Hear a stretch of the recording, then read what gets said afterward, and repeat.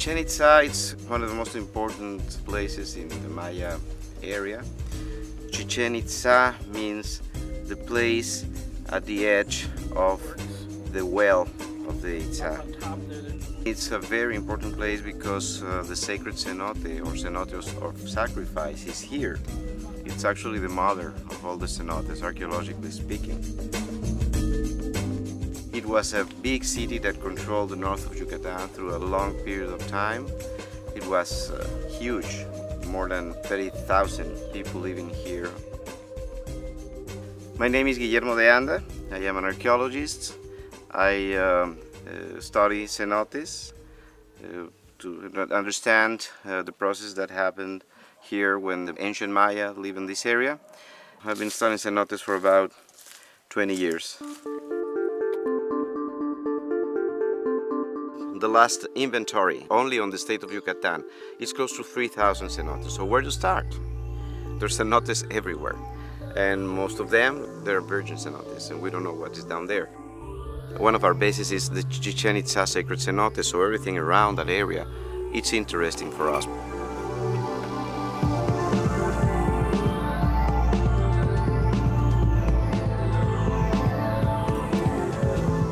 Most of the sites that we dive here are in cenotes, and so there's a pool of water and it's anywhere from 10 to 75 feet below the surface with a vertical rock wall to get down to them. Sometimes there's stairs, ladders, natural ways that we can climb down, but often they're overhanging and the only access is to use ropes.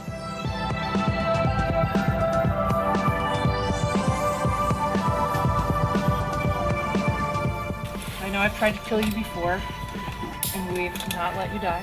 All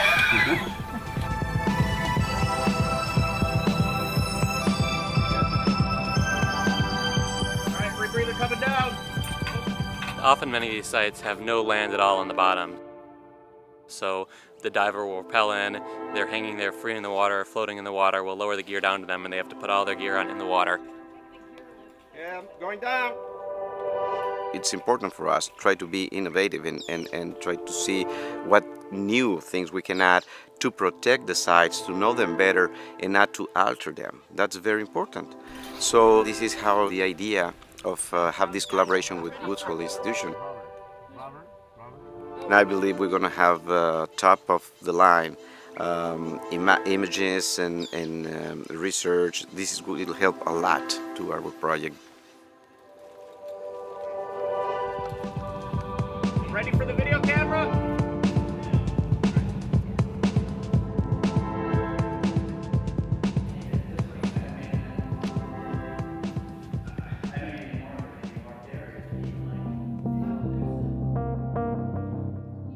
It's a hole in the ground.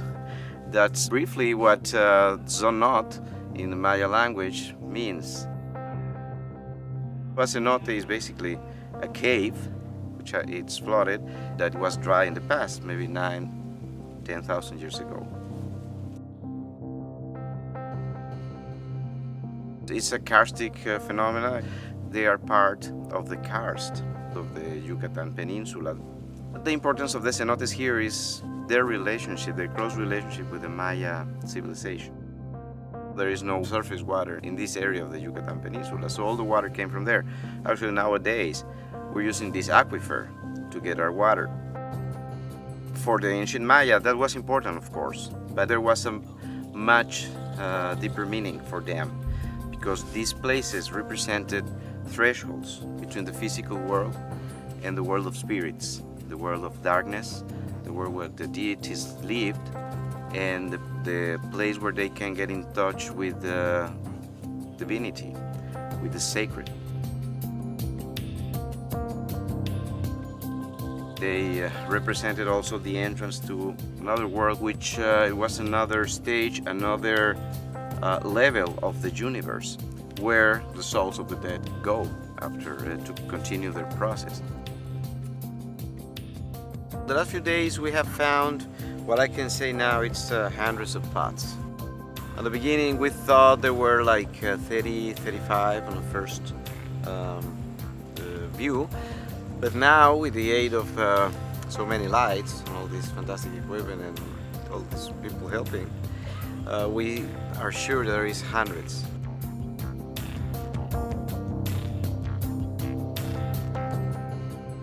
something very interesting of this beautiful pot with a very nice design all around the rim.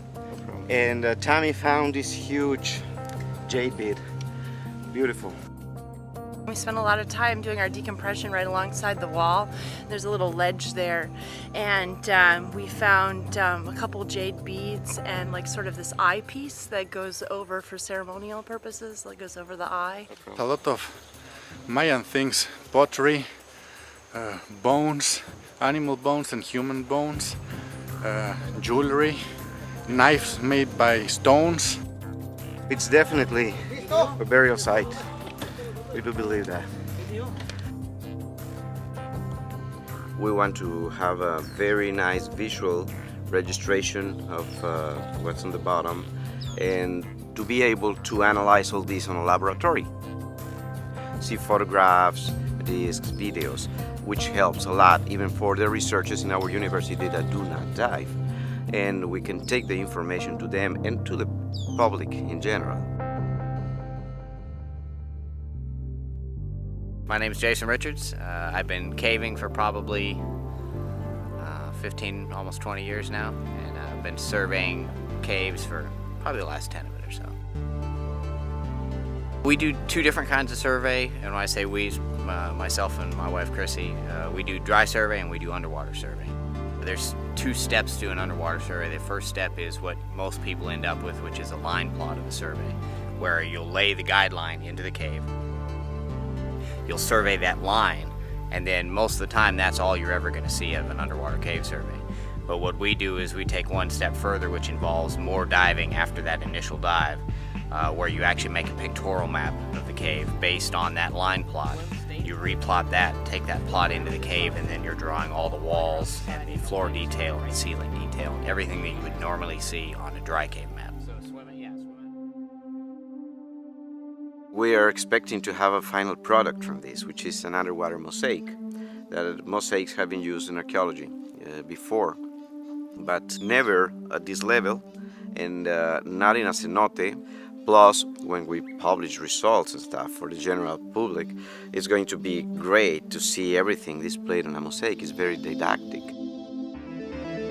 I think we're getting very close to get the first complete top-of-the-line mosaic of a cenote.